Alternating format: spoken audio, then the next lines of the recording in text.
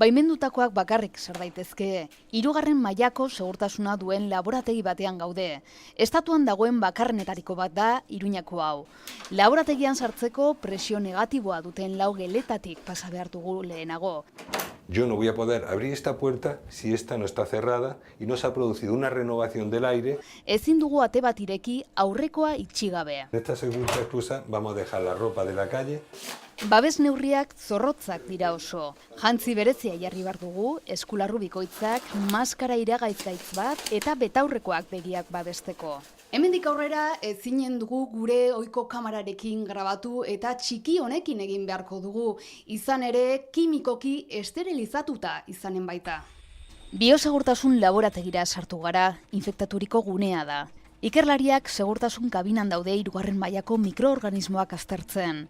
Gaixotasun oso larriak sortzen dituzten mikroorganismoak dira eta oso infekziosoak dira gainera. Hori bai, txertoa edo tratamendua dute. Beldurrarekin ezin dutela lan egin dio ikerlari honek. Hemen barnean gertatzen den oro kanpotik kontrolatzen da kameren bitartez. Segurtasun maila handiko laborategiak gerota garrantzitsuagoak dira.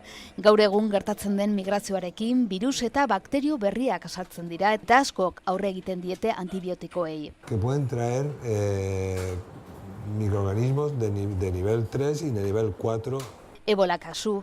4. mailako laborategiak behar dira ebola virusa aztertzeko, baina estatuan ez dago halakorik, eta Iruñeko hau bezalakoetan analizatzen da.